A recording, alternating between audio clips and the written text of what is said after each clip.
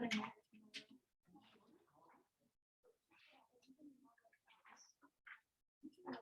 don't have any extras of these, so if you've misplaced it, just write these rules on a piece of paper and then go home and look for it.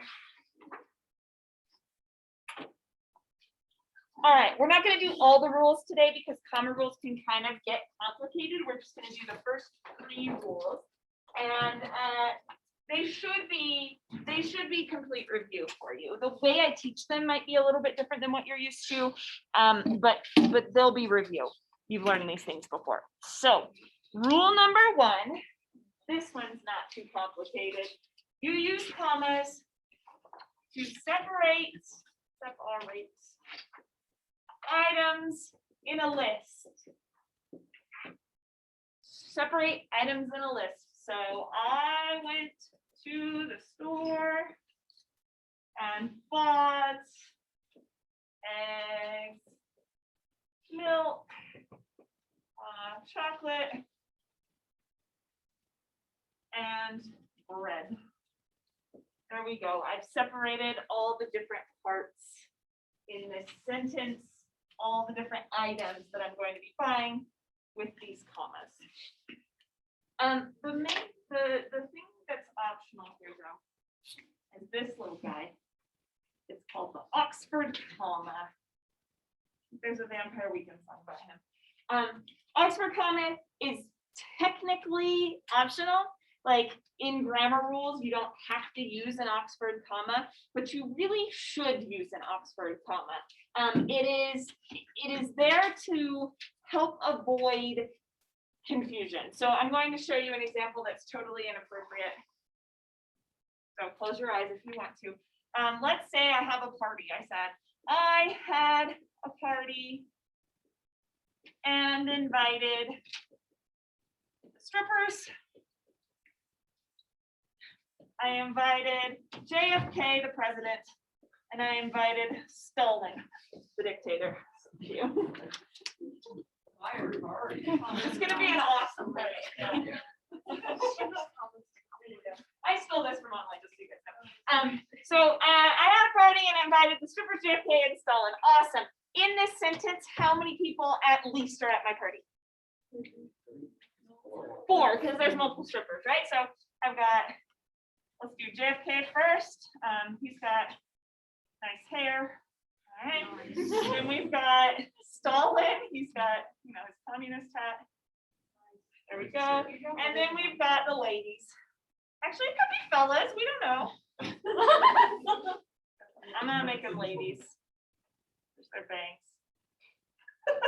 I don't know why I spent so much time drawing. You don't need the visual here. Okay. There we go, ladies, and they're happy at their jobs. Okay. Awesome. And no, I'm not gonna draw that. Okay. All right, so I invited these 4 people to the party, right? Okay, this is with the Oxford comma, that one right there that says I have to have 2 strippers at least. There could be, I guess, 12, but I have to have at least 2. Then I've got JFK and Stalin. If I erase the Oxford comma from that, and I say I had a party, I invited the strippers, JFK and Stalin, that could still be a list. Technically, grammatically, it could still be a list, but it could also be what's called an appositive, which is a renaming. So I could be saying, I invited the strippers and they were dressed up like JFK and Stalin. So now I've got, her with the hair and him with the hat, and it's an even better party now. Right? And I don't have them anymore. So you have to be careful with the Oxford comma. There's lots of examples of this where things can get really confusing, and you want to use it. When in doubt, use the Oxford comma. I would say just always use it. Yeah. If you erase the comma between strippers and JFK, that would make it seem as if you had multiple JFK strippers. That'd be fun. The JFK strippers. That would be a good party. All right. So that's the first rule: separate items in a list. Rule number 2: separate. Use it to separate equally weighted adjectives that describe the same thing, that describe one noun.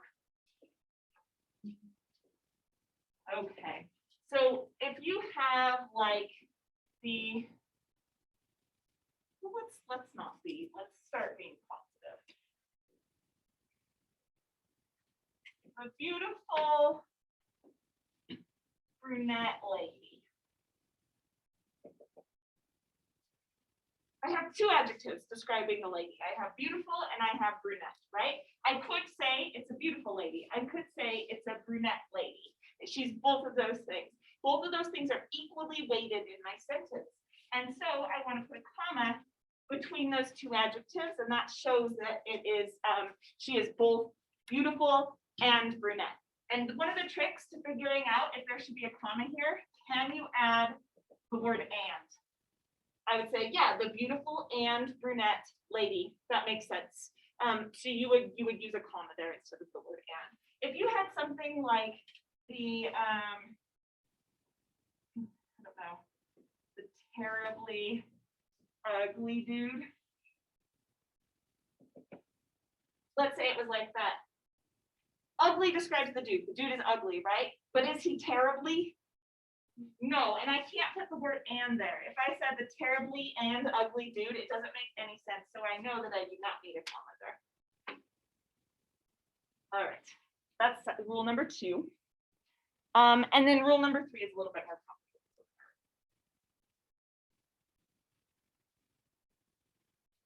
All right, for a sentence to be a complete sentence, it needs a subject and it needs some kind of verb. Right, complete sentence. So you can have something very simple. I run. And that can be a complete sentence, right? And it's called a simple sentence if it only has one subject and one verb. We can also divide this into what's called the subject and the predicate.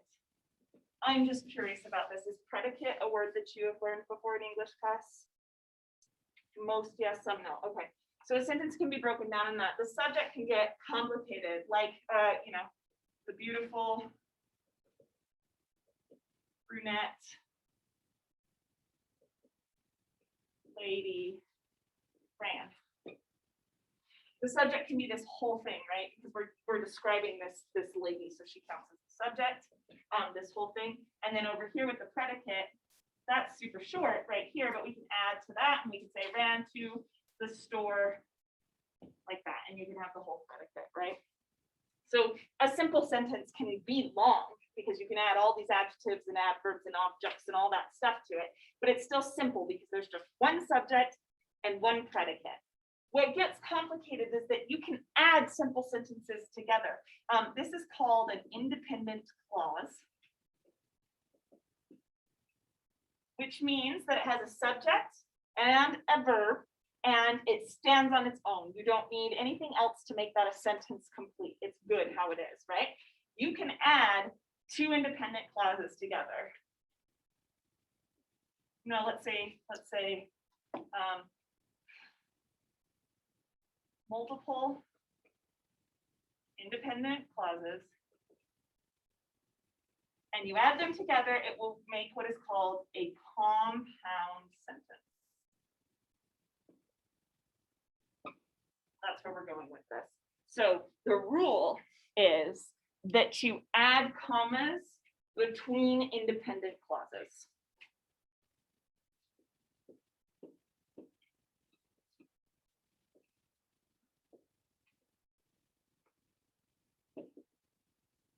Independent clauses in compound sentences. But that can't just stand on its own. It also needs plus what's called a coordinating conjunction, which you probably know by this acronym. Okay, have you heard of the acronym FAMBOYS? Not just like you have or shape. Okay, cool. These are what's called coordinating conjunctions. We only have a few of them in the English language. It's for, and, nor, but, or, yet, and so. So all of those words can act as kind of the glue that holds compound sentences together in between each independent clause. So let's look here. The beautiful brunette lady ran to the store and her husband waited in the car. All right, we know it's a compound sentence now. We know it's not just a simple sentence because now we've added in another subject. Here's subject number 2, and we've added in another predicate. Here's predicate or verb number 2, right? And so to add those two together, we can't just leave it like this with just the word and. Fanboys are not strong enough. I guess that actually works with the acronym. Fanboys usually are kind of like weak, nerdy guys, right? But yeah, it's not strong enough on its own, and so we need a comma, and the comma comes before the coordinating conjunction. So the beautiful brunette lady ran to the store, comma, and her husband waited in the car. So that's the rule behind combining those two sentences together. And some of you have learned it exactly that way, where you've learned compound sentences, you've learned coordinating conjunctions, etc. But some of you have learned it the way where your teacher said, you know, you just feel a pause. That's where you put the comma. And it kind of just varies depending on who your, elementary school teacher was. Hopefully, though, the concept of it is review for you. And this works if it gets really long too. But the thing to check for is that there actually is a second subject, because you don't want to separate parts of speech from each other. So let's say you're like, Karen yelled at the manager and then left the building. Let's add more to it in a huff. There we go. Now it's really clear. In that sentence, how many subjects do we have? Who is the person doing the action in the full sentence? Karen, right? She's the only one who's doing all of these actions. You'll notice here we've got one of those fanboys words, right? But why do we not need a comma in this sentence? Yeah, Ash?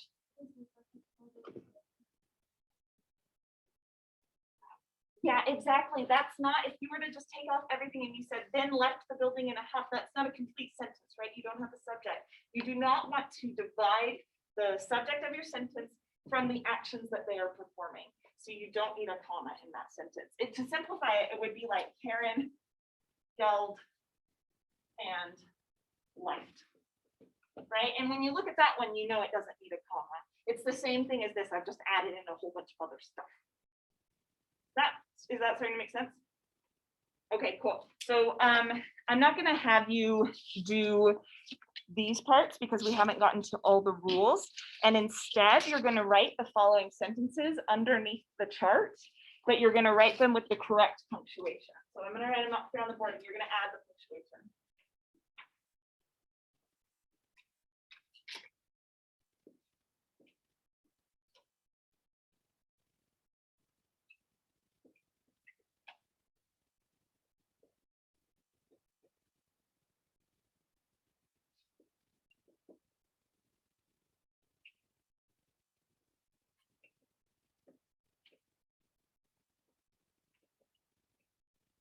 Okay.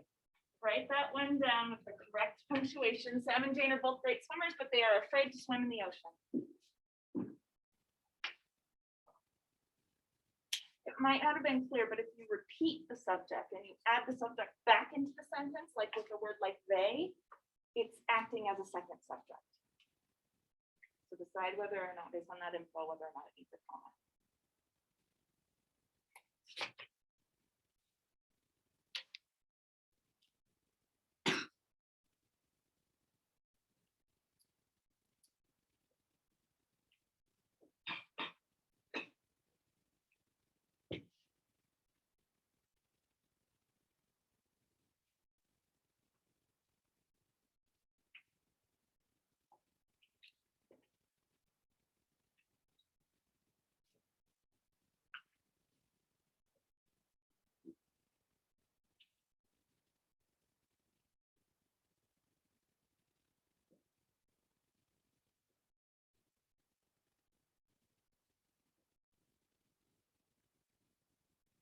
here's the next sentence. Carrie loves basketball and Sarah loves art, so Sarah likes to take pictures of Carrie playing basketball when they get together. See where the commas go in that.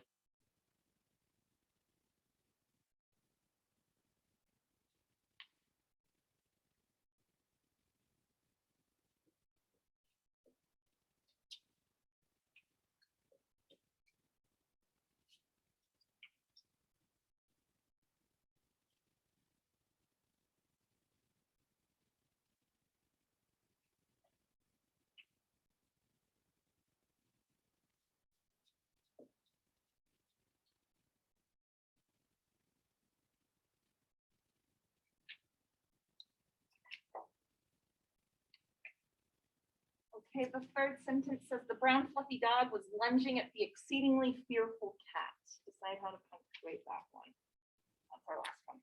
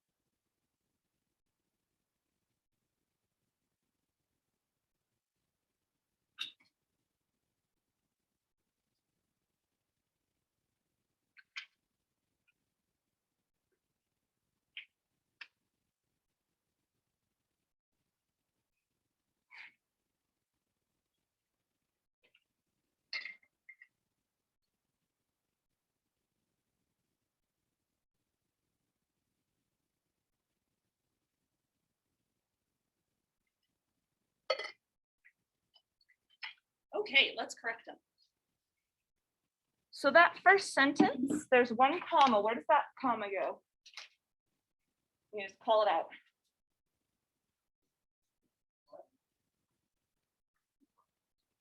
Okay, where does it go? After swimmers. Right.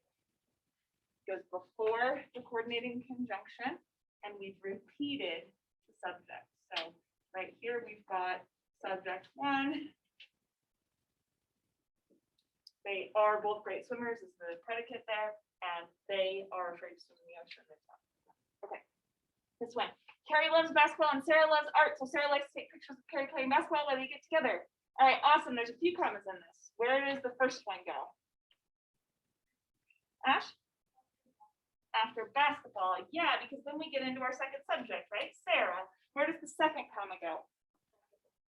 After art. Good, because then we get into the third subject here, subject three. Even though it's repeating Sarah, it's still a third subject, right? Sarah likes to take pictures of Carrie playing basketball when they get together. What do you think? Are there any more commas in this sentence? There aren't, and we're going to get into that, but this one right here is not a fan voice word, right? And so we know that there's something else going on there. That's our rule for next time. Okay. The brown fluffy dog was lunging at the exceedingly fearful cat. This section only needs one comma. Where does that comma go?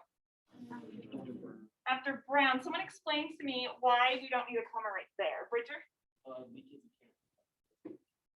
Yeah, you can say exceedingly and fearful cat. The reason is because exceedingly is describing fearful. It's not describing the cat. The cat isn't exceedingly. I don't know what that means. Yeah, Bridger? Also, in the first sentence, yeah. Because like Sam and James, the Oxford comma after Sam. Great question. So when we did the listing one, you only need it if you have 3 or more. So you don't need it with 2 things. Yeah. Okay, any other questions? Awesome, you can put that away. We'll do the other rules next time.